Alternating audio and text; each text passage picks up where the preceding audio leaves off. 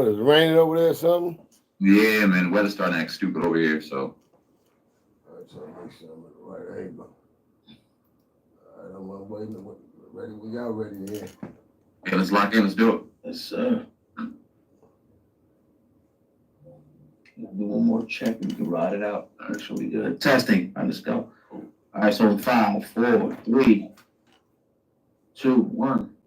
Welcome to another episode of the Hip Hop Uncensored podcast. I'm your brother, old guy from Hip Hop News Uncensored, and sitting across from me is my co-host. What up, y'all? It's your man Sam, CEO of Vile Hip Hop News. You're in the building for another edition of the Hip Hop Uncensored podcast. We got a special guest back in the building. I don't know what round this is with the OG pod 2, 3, 4, whatever it is. OG Nino Cappuccino back in the podcast. What up with you, family? What's up with it? What's up with it out there, TV land? What's up with it? You already know, man. It's your boy, man. It's your favorite host, that is, too, man. The rules of engagement. CEO Nino Cappucino, a.k.a. Buddy Hunter BJ, man. The brand. It's always a pleasure, man, when I sit down with my two bros right here, man. And we just chop it up, man, on whatever the topics may be. I don't know what the topics is, except it's on hand right now today. I'm just prepared because I know when they come, they gonna come, man. How y'all been though, man? Maintaining, man. Maintaining for sure. Ain't that the truth, yeah. Man? This game is crazy, man. But we still weaving our way through it and doing our thing, man, and trying to stamp our way as one of the best out here, man. So we definitely appreciate you reaching out, you know what I'm saying, and getting the OG's perspective on a lot of bullshit we seeing out here and a lot of good shit. You know what I mean? We're gonna give it a nice mix of both. But let's start here real quick, man, because today, seeing that NBA YoungBoy, young rapper, man, real successful motherfucker, but a dude that seems just can't keep getting out of his own way. I hit up with some major shit in Utah today, bro. I don't know if you've seen it, but if you did, man, what's your thoughts on it as an OG that was out there doing, you know what I mean, what you were doing and got about that shit? So what's your thoughts on that? It's crazy that you mentioned that, and that's the first question that you asked me because I was going in on it tomorrow on my own channel as far as my commentary about it because it don't make sense, bro. It just don't make freaking sense. Seeing, like, when I sent you the video last night, and the purpose of the video was speaking on the analogy of the dead homie disrespect, right? For one, of individuals disrespecting the deceased, especially when you don't even know these people, when they were far out of your lead or was deceased before you even started calling yourself gangbanging or being a member of the hoods. And most of them niggas ain't even from the hoods, but they put it on the dead homies. So moving along to my second topic was making it out. What's the sole purpose of making it out if you're not going to completely allow yourself to be out? You feel me? It's like a party you in, but you made it out. No, it ain't no such thing. It's either making it out, you make it out, bro. And you got to thank God for those blessings that you made it out. You know what I'm saying? So to answer that question of young NBA YoungBoy, this is a kid that he's mentally disturbed, bro, for one. I mean, let's put that on the table. Let's make that evaluation for sure thorough right now. This young kid is mentally disturbed because of the drugs, obviously. And that's a lot of them. And then, point blank, they have no type of real, thorough father, big brother, big uncle, real big homie, or real management leadership behind them, bro. So they gonna constantly crash like the crash dummies they are. Most of them were handpicked to be in hip hop and be in this little circle anyway because they was willing to sell their souls and do whatever was necessary anyway. You know?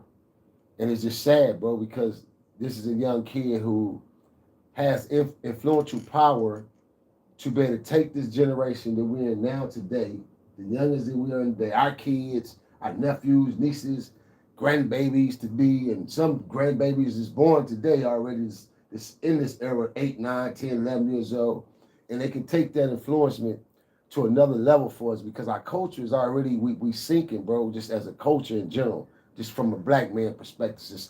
That's the label that they put us on, you know, black, that color black. You know what I mean? I have the tendency to say Asiatic, you know, or, you know, African, but man, it's just crazy because we're constantly sinking, bro. We're not gaining the momentum of us as a culture and rebuilding as a nation. We're not regaining, we're not rebuilding in no fashion at that level. We constantly fucking sinking, man. Right. Do you feel like at a certain point he was crying out for help, posting up pictures of him with perk bottles, Xanax bottles, doing a few different interviews that he was talking about, you know, his influence on the youth. Do you think he was kind of like, crying out for help and nobody showed up to help him? See, now that's crazy you say that. And you know what? He truly was. And the reason why I say that, it's not just him, it's a whole lot of them that cries out. They cry out in their music. When they start switching up their music, they start switching up the momentum as far as their lyrics and they metaphors as far as the message that they're supposed to be delivering because they're paid to deliver these particular messages, but then they kind of sidetrack a little bit.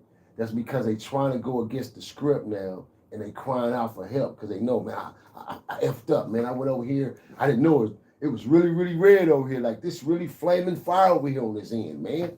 You know what I'm saying? So this is their form of crying out. And they cry out subliminally instead of just going to get real professional help. You feel what I'm saying? And this the part where it comes in again where there's no thorough leadership around them. Because if it was, they would pick up on that and say, come on, look, man, it's enough is enough. We're going to shut you down. Let me give you a prime example real quick. An incident that I seen with some of my little young homies. And the little young niggas that he was in the argument with, he don't know, them little young niggas would have whooped his ass, would have beat the dog shit out of him if his securities would have let him go with all that woofing he was doing and tell me, you all fuck all you niggas. They hold me back. Yeah, they supposed to hold you back. For one, you don't know what these little young wild gangbanging niggas got over here for real, but you woofing. And you in a whole nother world. You supposed to be on a professional level. Feel me? Right. So if anything, you let your securities handle situations like that. You let your boys ascertain that situation. You don't try to participate because you want the fans to see you a gangster. Niggas is getting knocked down, man, every day in this game, man, whether it's hip-hop, the streets, just real life, man. So you got to be cautious and careful. But when I seen that video and I seen how the dude who's supposed to be his security bodyguard couldn't snatch that little skinny ass nigga and throw his ass in the car and say, let's go. That right there show you he don't got the thorough leadership around him. Even his security is yes boys. Feel me? Wow. So when you got the yes men around you and the yeah, and nobody's not gonna take the time, despite your money, I really grew up with you. I know who you are. I'm your homie or I'm your cousin. I'm your relative. I really love you and I got your best interest. And I'm gonna tell you when you're wrong. And all of them gonna continue to do just what we seeing, bro. They gonna crash like the crash numbers they are. What's your thoughts on the overall? What's gonna happen? What's the end game for NBA YoungBoy right now in this current situation? Well, if this young nigga pop his ass up back out of jail right now, ain't no doubt in my mind he's a CIA something. He's connected with something on that end because I don't understand how these niggas constantly get all these cases stacked up on them. Now I get it because I'd have been there where I done bailed out, had a case over here, then had to bail out again or caught a case. But for some reason, they call that enhancements on us. And then they call it bail revoke. So they revoke our bails and snatch us down, lock your ass down, and then you got to go to court and go through the system and fight your way now. For some reason, these niggas get out on case on top of case on top of case on top of case. Now, he started out here in 2020, he had a gun case. Again, I understand how these young niggas is catching these 3 or 4 gun cases, illegal guns at that, and still on the streets, on probation, and get out on bails. I don't get this shit right here, Sin. So my thing is, they gave him a no bail this time. So maybe at this point, they tired, they fed up. And my professional opinion about it, I think that's just what it is. The system is constantly fed up. And it ain't just the system, that's just the setup the way it is anyway. They set us up for it to be that way. It wasn't intended for a bunch of niggas to become successful black millionaire men. And this is what these niggas don't realize. They allow us to become rich, man. Take advantage of that good shit. You feel me? Change your life for real. Change the next generation's life for real. But instead, niggas want to show off for the gram, show off for the tube, show off for this network, that network. And all the time, they ain't doing that but dooming themselves, bro, at the end of the day.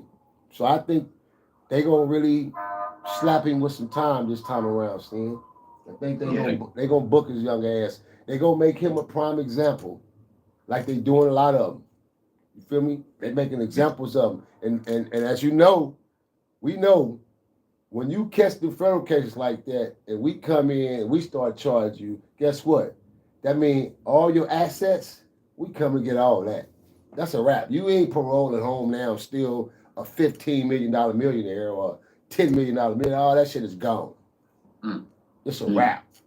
You feel me? Crazy. Yeah, for sure. Diddy, I know you've been following that for sure. Oh, we gotta talk about that for a few minutes over here, man. Not that. I'm interested to hear your perspective on the whole situation, man. Yeah. Oh man, I had to go in on it my damn self on rules of engagement, man. So Okay. Listen, man. First and foremost, for me, it's funny to sit back how you look at things and knowing the real inside of a lot of these dudes, especially a cat like him. His leadership was strictly built off of the money. His power, everything was built off the money.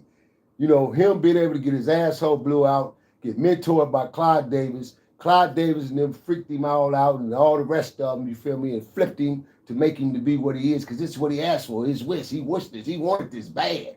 He wanted to be the biggest thing in the world if he can be. So now this is what he got. But in terms, he got to a point where now, like a lot of them, they start trying to speak out, seeing and go against what's supposed to be regulated for them, right? And where I initially think, because I did my research a couple of nights ago, I go back and I said, this is why they coming after his ass. Oh yeah, he out of here, he gone. This ain't no fluke. This ain't, a couple months later down the line, he gonna be released. Oh, he gonna be the biggest thing now, on the internet. He gonna be the biggest talk show. No, his jackass is out of here. Because there's too many people that was afraid, too many people that he used, manipulated, stomped on, walked up, especially women. Especially them emotional women, boy. And when it's they turn to get vengeance, oh damn it, they gonna get it. Feel me? They gonna get it. And they coming out the closet and out the woodwork. And that's only because some of them be like, well, why you ain't been saying nothing? My personal feeling, I think victims like that, they be want to say something a long time ago, but they know the individual power. You ain't gonna believe them people. The average motherfucker like, get out of here. You just trying to get some money. You want to be seen. Go, no.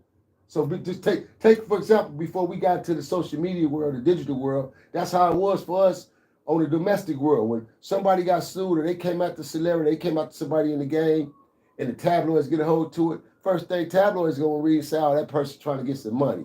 They, and like they called it clout chasing today, like then they called it gold digging. You know what I'm saying? So it's like now, everything that's done in the dark, sure shit in the light, man. And this is what's happening. It's beyond our control as far as the people on the outside looking in, and the rest of the world as far as the consumers and the following who's following the situation. It's unfolding and it is what it is, and it's dark and it's deep, bro. And it's just begun. That's the cold thing about it. Right. Let's just be real quick before whatever question you about to ask next or whatever. Let's just flip it now from him to R. Kelly. What's the fucking comparison? I think this nigga got him out beat, boy. I think this nigga got R out beat, bro. R was fucking with women and and doing his thing or whatnot, but this nigga here was the grand poobah, man. what the nigga say? They call him Pablo. That's the Pablo for them other boys on the other side. That's his name, Pablo. They don't call him Diddy over there. They call him Pablo. It's a name and a definition for that power right there. Oh man, so he deep with it, man. From a satanic perspective, bro. Need El Chapo this shit. Come on, man. All them damn hidden cameras. And then most of these mansions and most of these places that a lot of cats, get when they're in different states and they live in different states. They don't own these places. They lease them. And they leased under the companies. So they all tax write-offs. It's a hustle, man. You feel me? Right. So it's crazy that his dumb, stupid ass, A1, you so comfortable to live in LA now because the Death Row days and the Simon Suge Knight days and the Pac, all that shit is over with. So you wouldn't dare live in LA back in the 90s and coming up in them days in the 2000s. You wouldn't dare have nothing in LA, motherfucker. So that's why I laugh about certain shit. Be like, oh, these niggas are so comfortable nowadays with their gangsterism. It's crazy, man, you know? But yeah. What's your thoughts on shit like former security like Gene Deal or former artists coming out saying, oh yeah, I seen this back in 2001 or this and this or this or this or this. What do you I ain't gonna put words in your mouth. What do you think about that dynamic? First and foremost, all in the same game, man. Big A, shout out to Big A. And Yes, I definitely want to say salute. Shout out to Gene Deal, man. I'll be pronouncing his name wrong sometime, but I want to give a major. I want to give a major shout out to that man, to that brother. You know why I see him? Because I respect him, bro, and I seen him a couple of occasions back in the days. I never had the opportunity to meet him face to face, but I seen him in motion moving, doing our Death Row Theory days and everything like that. So I seen him in motion moving, but I never met him. But even then, his character and the way he moved, it was militant, bro. It was respectable, just like the other brother that he talks about and brag about that got killed in that circle. It was a couple of them on that side from the East Coast that used to move a certain way that respected us on this end, because I was bodyguarding security back then, for different situations, so, and putting my foot down, smashing on the Stuart East, perspective as well, feel me? So during that time, this is how I was meeting these cats. But him particularly, I remember seeing on a couple of cases and the way he was moving, man. But I know his whole objective of being on this internet, it ain't got nothing to do with no money. It ain't got nothing to do with, pay me for this interview. I got all the goods on this fool. Mm-hmm. That whole ass nigga Puffy violated him when he was the last individual on earth you should have violated, because I'm the one got all your deepest dark ass secrets, nigga. Because I'm your number one bodyguard. I wasn't number 2 or 3. I was the one. Just like Big Boy was signed to him to be Big number 1. But Big really was trying to build a relationship with Gene after the fact, which they were. They started building a relationship. But Gene was already committed to this nigga Diddy. You feel me? So when that shit happened to Big, bro, that shit hurt that man. That shit broke him down. So what you see on the internet is pure hurt. Hatred and hurt. Hatred did. He made the call. He tried to separate that night, that day, everything he talking about, bro, because I was around.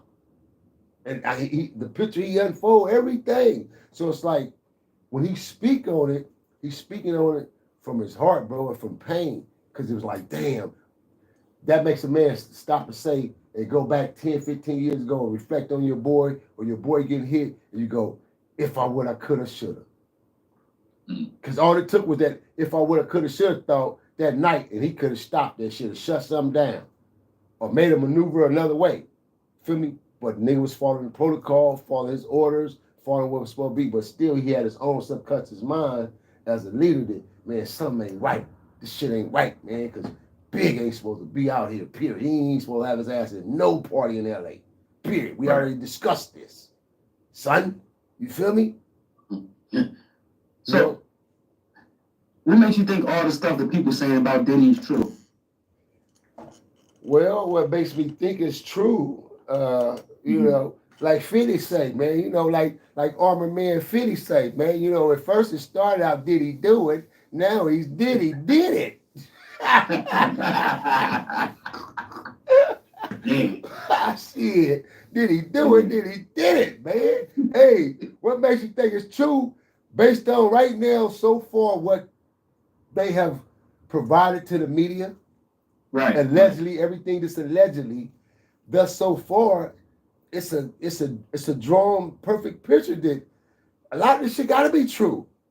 This can't be made up. Nigga, ain't no 25, 30 people just woke up one day and say, hey man, we all finna attack Diddy. Let me go back real quick before I lose my memory about it, because I started on talking about it, and it was based on the Clive Davis situation. what this is all unfolding, what this is all about, you guys, is this, man. The power within. Again, here's another black man who made it to the top, who became a successful billionaire with the B. He once went through the M. He started out with the 1, then he went through the M, then he hit the B. But when he got to the top of the B, now he didn't got besides himself. See, this is the type of nigga we talking about and dealing with. He done got up there now with them where I'm one of you motherfuckers. I'll pull one of you niggas out the way now. Oh, you will, Sean? Hold on, we fucking made you a little narrow ass. Hold on now. And see, and this is how he talks. So he got to a point where he made a statement in 2020 at the Source Awards about the music. And that was the wrong thing he could have ever done, being from that side. See, you ain't over here with this side and you made your money and your millions because you still in the million bracket and you comfortable with that bracket and you don't got smut. No, you went over there, you chose your life and you chose that side. So it's rules over there that you got to abide by. And he violated them rules. So we all know, you know, at some point in this game, if you're from the inside, know that it takes a little time. It may take a second because that's what they do. Give you a minute. This is 2020. This is 24. But all during that duration, if you notice, certain little controversies start happening. So now comes time for the reconnection of a new contracting binding involved, where we need to sign some things and do some re-signing on this contract with you. And he said, no, man. He shut him down, bro. See, people ain't talking about this. A lot of the media ain't speaking on this. Only certain individuals on the inside is speaking on it. But this shit all boiled down to he didn't want to sign that new contract and he didn't want to sign whatever was presented to him right now. He shut it all down. So it's okay. We know what to do. So this is what we're watching. This is what we're seeing. This is what we're seeing unfold right now before our eyes. The same individuals that put his ass up there, they tearing his ass right down. If you think it's bullshit, why would they have his number one mentor on the number one indictment for coming in to testify against him? Ask yourself that, man. It's deep. It's heavy, ain't it? The number one, Clyde Davis, man. Yeah. The number one, they indicted him first for questioning. And it ain't no bad thing for him. He ain't in trouble. And you wonder why? Because who's to say he ain't a part of that inner circle just making it all happen? I'm just saying. I'm just putting it out there, you know. I still, I still want to keep my job on my channel, but I'm just putting it out there. Now we talked about that angle. We laid it all out. You know what I mean? Yeah, one of those things was one of these situations was Diddy pissed somebody off, and now they got control of deep dark things he may have done, and now it's time to come to light. And we've always asked why. You laid out your why. I appreciate it. I thought it was interesting. But look, you know what I mean? Look at the battle though. See, look at the right hook, left hook that shitty Diddy gonna be able to come back with though. He got all those hidden fucking palace secrets on powerful people in them fruity tooty parties, man. Yeah. See, that's his defense. That's his get back right there. So certain individuals, the power within is just gonna dodge out in the dark and just fade back and get out the way altogether. And you know, just as long as he don't mention me and they don't try to indict me and tell me to come in for questions, I ain't questioning against him. I'm just out the way. And then it's gonna be a battle, man. And then it's like those who like know that it's a possibility your ass is on some of them tapes, boy, getting real buck wild that you don't want the public to see, Mr. Politician or mayor or congressman. You feel me? You got your ass up there, Mr. TD Jakes. You know what I mean? You got your little chunky ass up there and shit, swanging and shit at the party. Man, you supposed to be spitting the gossip to us, trying to change our lives.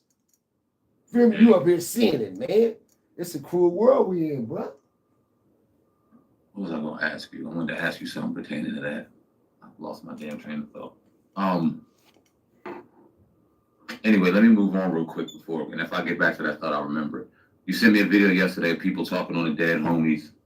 Yeah, I mean, how disrespectful that is, and it is so true. And one person we see doing that in particular is Charleston White. Now, he's came out and said he's playing a character, one hell of a character, I may add, because on one side he say some things you like, damn, you right, and then on the other side he do some things so disrespectful. It's like, bro, what in the hell are you thinking?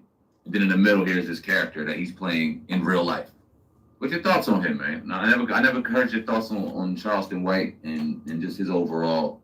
Oh no, I gave my thoughts on him, man. His little weenie ass acted like a little weenie and got to crying about it, you know, because I spoke and it was a positive situation that I spoke on. It wasn't no attack to the fool or none of that, man. But Big D, shout out to Big D, rest in peace, man. Mogil, man, state of mind. I was on this show down there in Texas, man, at DFW, man, in Dallas, and he asked me about him. I said, oh shit, man, you know, as far as I know, you know, me and the brother had, you know, we had a cool understanding and everything. So I ain't never had no problem, no issue with him. He ain't never disrespected me. I said, he ain't gonna disrespect me because, feel me, we got that type of understanding. And I just holler at the nigga, get at him. I'm not gonna do this internet shit with him. And I don't do all the mama and daddies and all that. So I haven't seen anything currently because I don't follow him like that. I don't pay attention to his material. I don't pay attention to his videos unless it pops up on my timeline.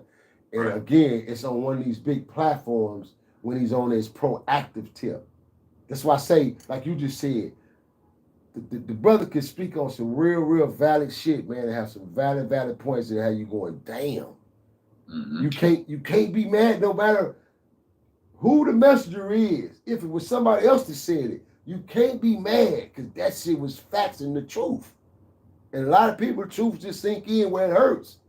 It's just him, his delivery. I get that shit all the time. Motherfuckers tell me, oh, the way you talk and your mannerism and your aggression. Man, so I dig it. So it's like, I never subconsciously took any type of awareness as far as complex about the way he talked, none of that shit. Even when he was on his disrespecting, you know, the blood and Crip thing, I didn't give a fuck about none of that shit because I feel like this.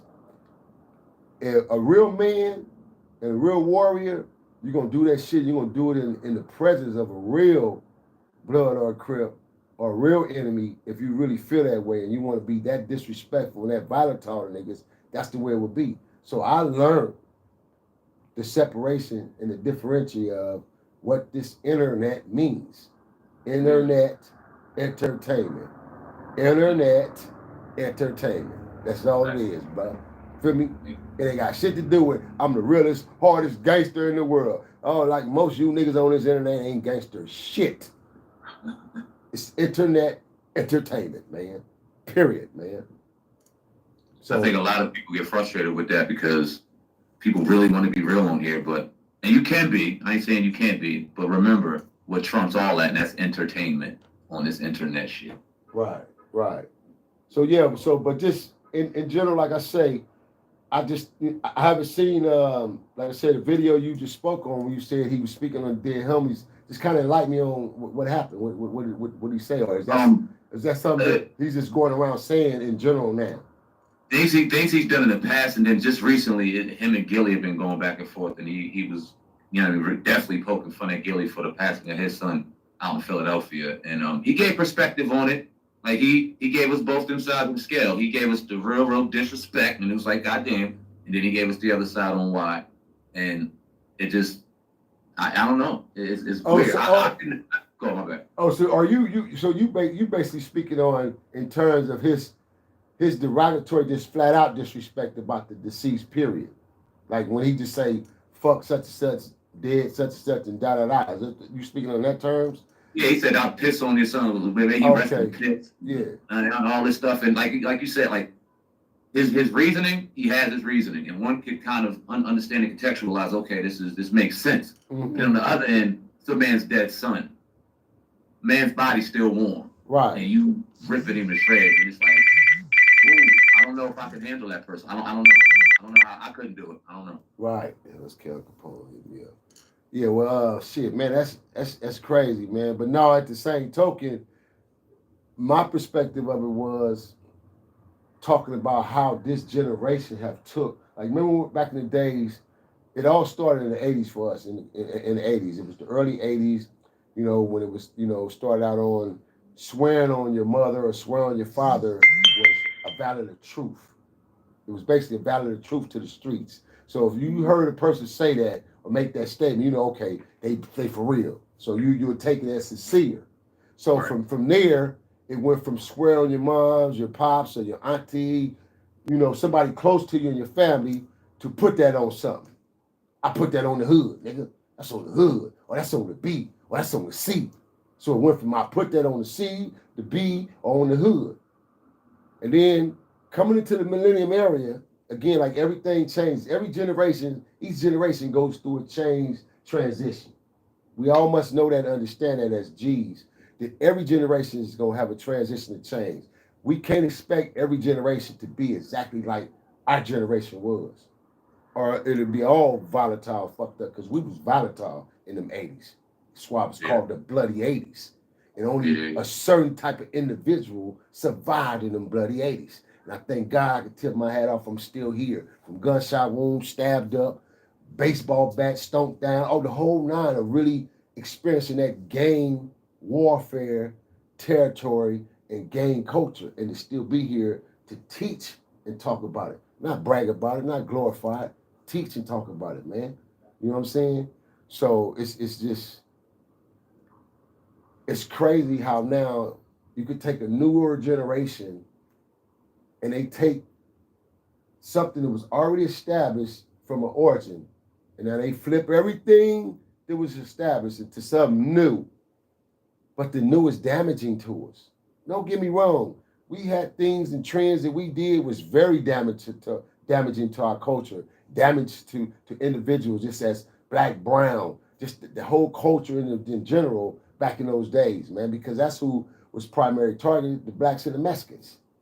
Right. We were the one living in the poverty-stricken areas, the poverty-stricken homes, you know, these ghettos that they call ghettos. So we the ones suffered, and we the one did all the dirty work, all the devil advocates for everything to happen the way it happened.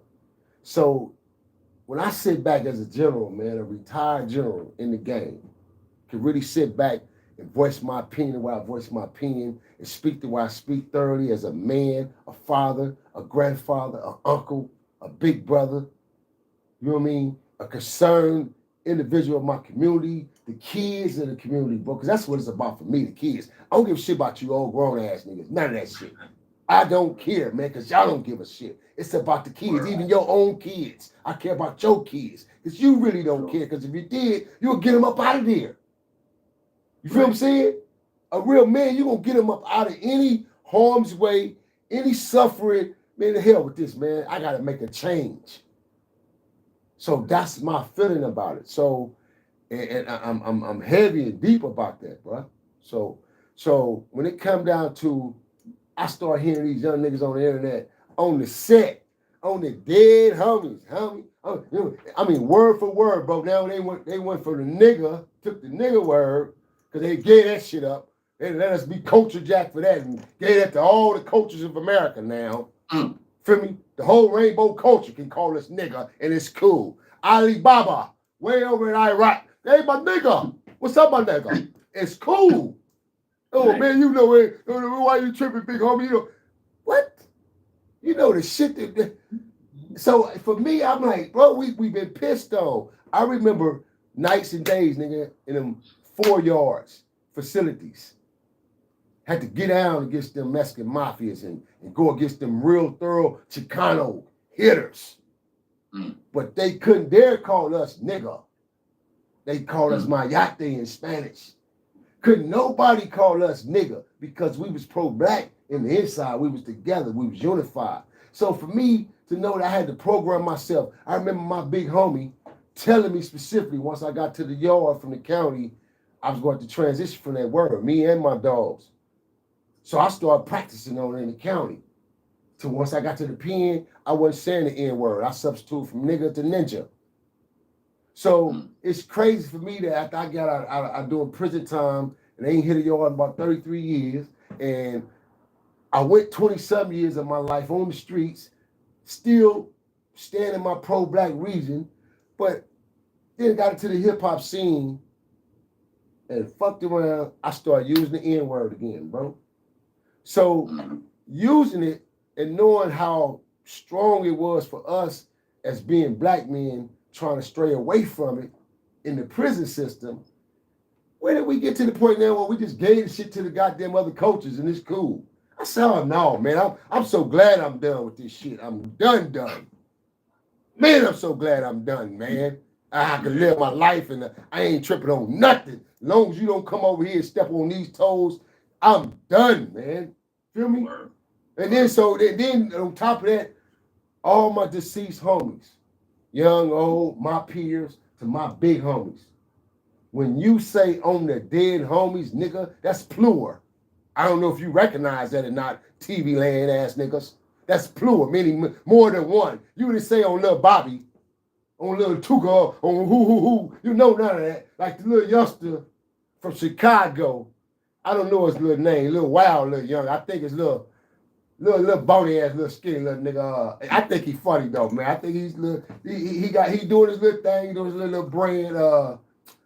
Little Famous Amos. Is that the name? Little Famous Andy or something? Famous Andy. Damn y'all. You know, huh? Not Famous Dex. No, Famous something, man. A little bitty youngster though. Got a little squeaky voice. He be all on No Jumper, man. Oh, I don't watch that shit. I don't know. Yeah, but anywho's, it's crazy because it's like, bro, he swear on Tuka. Everything come out is my own Tuka. That's on Tuka, on GD, on BD, on Tuka. Something he be saying, right? And now, but on the West, these niggas on the dead homies. On the dead homies. It's just like the music, man. It's like niggas just jump trend from trend with this music and the wording and shit, man. It's like, bro, do you understand the disrespect that is to neighborhoods and to people who really put that work in, who people really put that work in for this C's and B's or this Keyway and Damu thing, man, that you really don't even know nothing about. You don't even really know the real origin and history of this shit. You just came about as a millennium young nigga and you decided to be from this hood or this hood. And now you think everything is just cultural because this is what y'all say it is. Bro, people died for this shit when once upon a time, Los Angeles, individuals in LA really strongly, heavily believe in this blood and Crip shit, nigga. That blue and red really truly existed in this city once upon a time, and niggas died from it.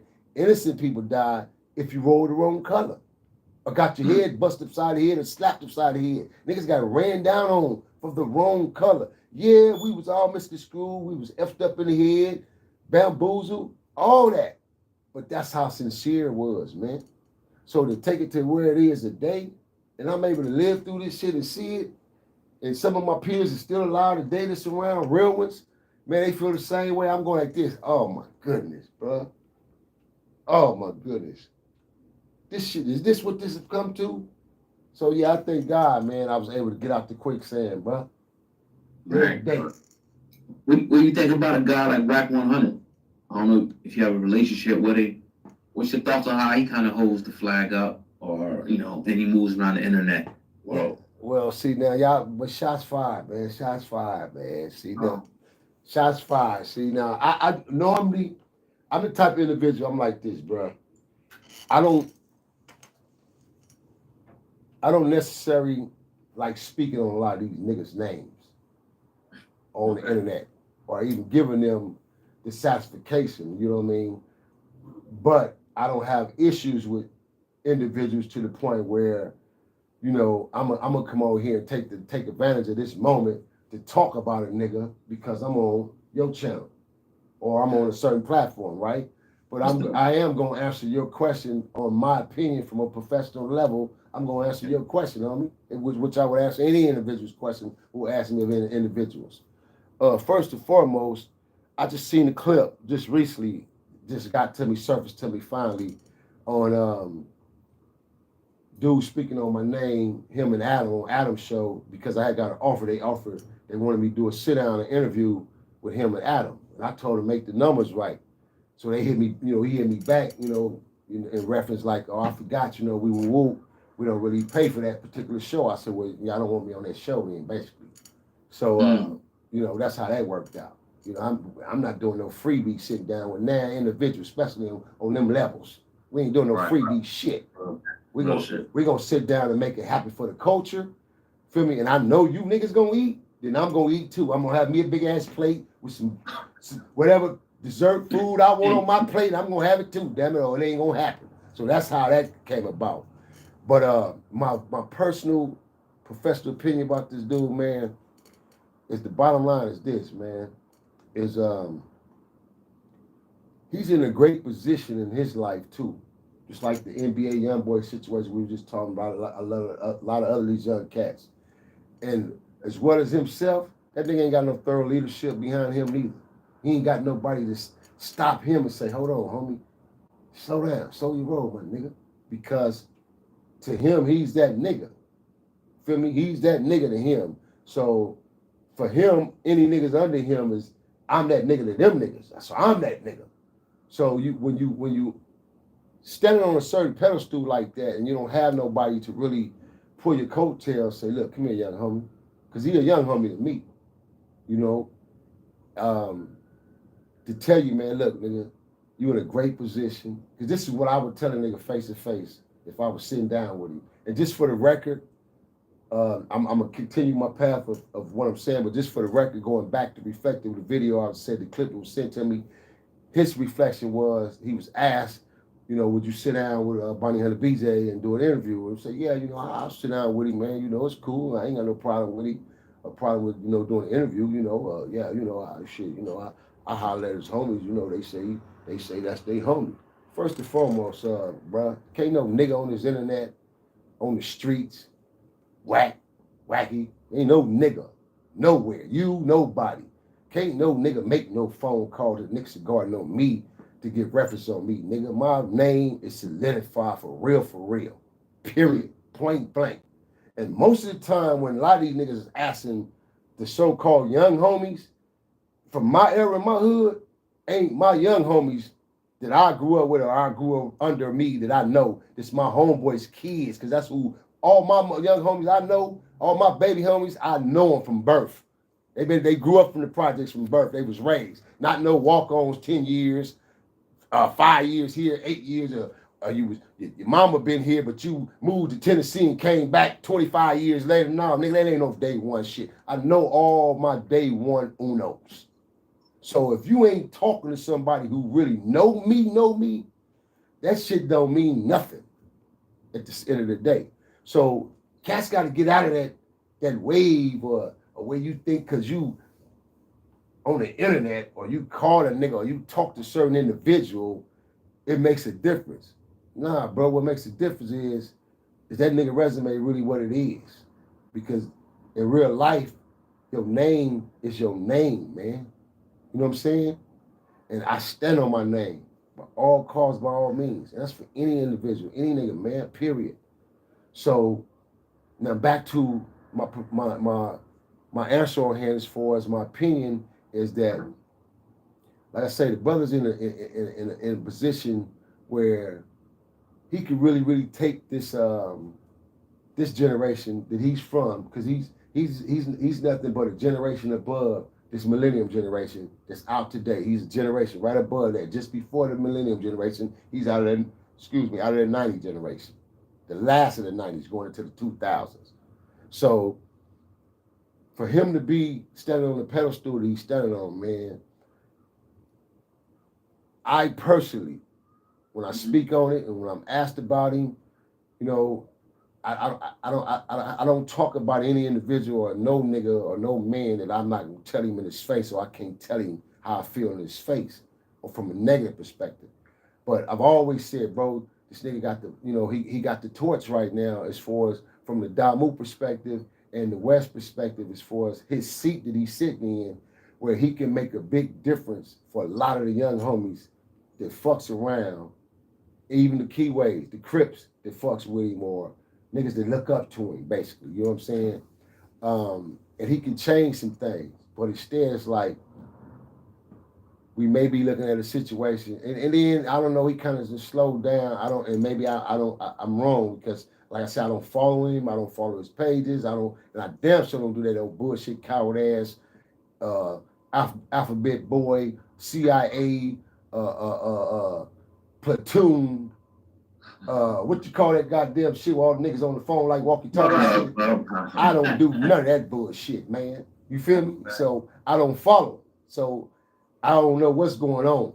But like I said, he's in a position, man, where he should make a transition and a change to a lot of positive perspectives, man, so he can get a lot of other shit up off himself as well, man. The controversy and the social media bullshit that's been going on, man. Because like I say, man, it's time for a new era, man, and a new agenda with this shit, bro. And it's got to come from us.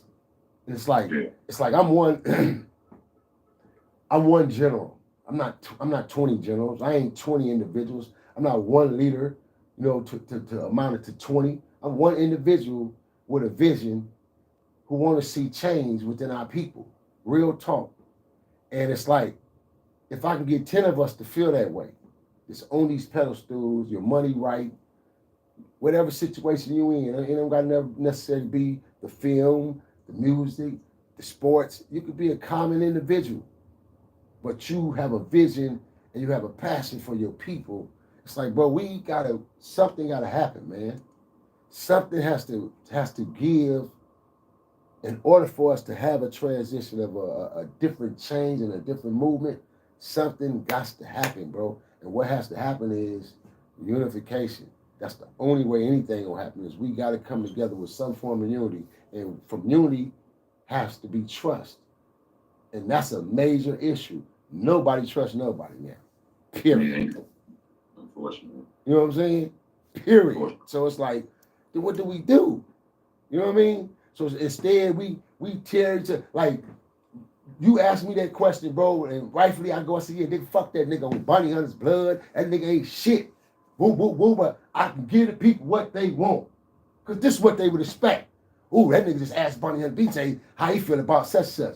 But I'm not finna do no shit like that. I'm not finna put myself in a position like that, bro, from a professional standpoint, because it's already been done over and over and over and over and over again. Why we keep tearing each other down, my nigga? Why? It don't make no sense to me, bro. So I ain't no internet banger. I'm not no internet tough guy, nigga. If I had a problem with that nigga, I'd rather be in that nigga face and tell him in his face. You feel me? I'd rather be right there, yeah, nigga, check this out, man. Let me out at you. Because guess what, TV land? That's how I introduced myself to him 4 years ago. He may have a memory lapse right now, because on the DVD, on the interview, he said, I don't really know him. I don't know the OG like that. So let me go back and rephrase you, Wacky. You met me before. But what you remember of me probably is Nino Cappuccino, not Barney Hunter BJ, because that was my introduction to you. I told you my name was CEO Nino Cappucino, a.k.a. Barney Hunter BJ from Nixon Guard. I met him at the Staples Center, bro. I'm at the Staples Center where, you know, I'm working at night. I'm getting down with A$AP Rocky and them and shit, you know, my boys and them. So we doing a collaboration with TDE. They doing a major collaboration this night with TDE. So it's a big old thing at the Staples Center. I push up on them. I see a crowd come in, entourage. It's him and his little boys and shit. I wiggle my way. I say, so I asked one of the young homies, I said, who is that? Is that the little nigga that be telling us who? He said, yeah, big homie, that's him. Matter of fact, it was my little homie J-Rock. So I spent, whoop, I walked up on him, slid right up through the little crowd, slipped through his little security, slid right up on him, whoop, tapped him, say, homie.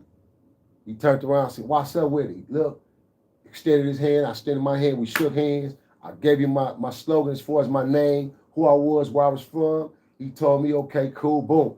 We exchanged phone numbers, bro. We exchanged phone numbers. I called the dude a couple times. Hit him. We chopped for a second. Boom. And then from there, I just lost contact where I didn't never call back. I didn't stay on him consistently or persistently, nothing like that. I just drifted. Because I believe my last call, I called to him. Because my whole thing was, if I'm going to fuck with this dude in any form, I'm gonna be the nigga that's gonna be behind him and be with him and be in his ear and tell the nigga when he's wrong and shut him down. And tell the nigga that, young homie, that ain't necessary. Get the money, nigga. Let's keep building. Let's build this shit the way it's supposed to be built, because operation is in effect. You know what I mean? Same thing I would have did with Simon fat ass if the nigga would have been listening to me if I was my James position. You feel what I'm saying? But see, the thing about the industry when it comes to me, seeing the reason why I ain't got my CEO run, because these niggas kept me out the way. They keep speaking on my name behind them closed doors, because niggas know my power. They know I move a certain way, and I move strategic, and I move real. And if I'm going to move, real niggas going to eat. I'm finna really feed niggas. I'm going to really build. I'm going to really change the game. They kept me at bay with this shit, bro. Damn near 20 years in the game with this shit, my nigga. My music, my everything. So it's been hard for me. And then I won't bend over. I ain't spending the night over none of these niggas' houses and they couches, man. Word. I feel you on that. You feel me? 100. The offers have been there, nigga. The mansion parties, all that. I just tell baby, just recently I had to make a confession, say, baby, hey, you know what? Tall lady. I said, hey, you know what? I got to tell you something. I said, because she only been 2 red carpet parties with me. And this one particular red carpet was the Oscar party. And it was an unexpected invite from my manager at the time from out of Atlanta. And so when she called me and told me, hey, I got an invite for you. You going to such and such party. So she sent me the invites. Called baby, tell her, slip some on, get dressed. We going to a magic party. Get up there. I didn't tell her until recently. I said, look, you never knew when we were downstairs amongst all the jewelry and the fashions and all the networking that was going on. I said, you don't remember that little skinny dude that walked up to me and hollered at me and had me a bottle of champagne and was talking to me for a second? You don't remember that? If you can flash back to your mind, remember that little moment when he walked up to me, because you were standing there talking to a woman about watches, about the Swatch watches. She was networking for me. And so I said, yeah, upstairs on the 2nd and 3rd level was 2 different parties, babe. She go, huh? I said, oh, yeah. 2 different parties. You said, oh, yeah. So I said, oh, yeah. She said, and I ain't talking about no pissy-dissy party. This going to show you how this ain't something that's just on one man. It ain't one individual. This is H-Wood, period, man. This is what it is. And so this is the transitions I have to go through, bro. And the doors I've had to knock down, and because of my aggression and my heterosexualism and my old homophobia and all these, I had to go through it, bro. I've been going through it, my nigga, for the longest. So niggas be speaking on my name. But yeah, so I that's why I know I would be in his ear, man. Like, nigga, do it right. Take that nigga Suge mistakes and do the shit right, nigga. Yeah. They only gonna give us one time with this shit. One time. My little homie, tip my hat off to him, top. He doing his shit. He out the way in the cuts, because he doing his shit. He doing it the right way. He took his formula and he stuck with his formula, bro. And that formula worked for him. So there's no need to go all outside with all the extra shit. I'm cool with my few millions that I'm getting and I'm gaining daily and night and yearly. Because I never had this coming out the projects. Right. I was written off. I wasn't supposed to be no successful multi-millionaire with a record label out of the Nixon Gardens. Right. So that's a blessing. And we both did that. We made it out our hoods like that, bro. Coming from where we come from. And I did it before him. I'm coming out the trenches before him as far as on my banging level, my status. We on 2 different levels, 2 different pages when it come to that. But that's my loved one. Feel me? My homie, like my family. Him and my little brother was best of friends. Him, his little relative, and my little brother all grew up together. Slept in my mama house, his mama house. Little Daryl, rest in peace, a.k.a. Little Hitman, his house. I named his brother. That's how he got his name. Little Hit got his name. Because I named his brother Big Hitman. So it's like, bro, this is why it's so important for me to constantly speak on that factor that's what making it out mean, man. When you make it out, bro. You don't owe it to no nigga to go back, to stand on no corner, nigga, or hang out. None of that. You ain't gotta prove no fact to no nigga, man. That don't make you hard or make you a man, bro. That make you stupid. Cause now you gullible. Especially if you get relaxed with these coyotes. You know these niggas is wolves. You was once a wolf. You was a hungry coyote out here, nigga, with saliva hanging out your mouth. Use your head and think. Right. It ain't about being scared, nigga. It's about being wise and thinking. Feel me? Longevity, yeah. Like, man, I wish one of you nigga, I'm gonna put you in your coyote place. Cause my vision is on, my antennas is on. I ain't doing all that hanging to make myself vulnerable. You see me, you see me. You feel me? Yep. It's simple, Yep. man.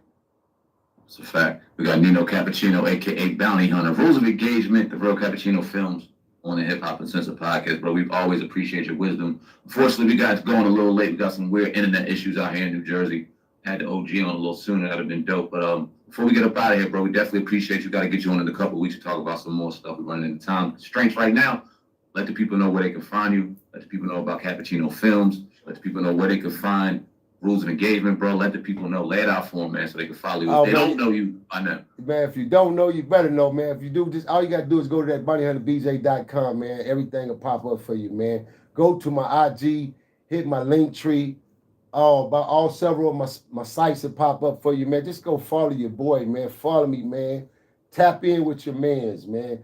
I'm here to inspire before I expire. That's no time soon, man. I'm not here for the buffoonery, the buffuckery. I'm not here to separate us, keep us separated, keep us down.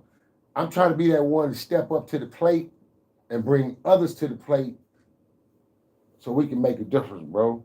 Because we all in the same game. At the end Raise of the day, raise the shirt, bro, right above your logo so people can see it. Yeah, we all in the same game, man. At the end of the day. Yes, sir. Yes, sir. Yeah, we all in the same game, homie.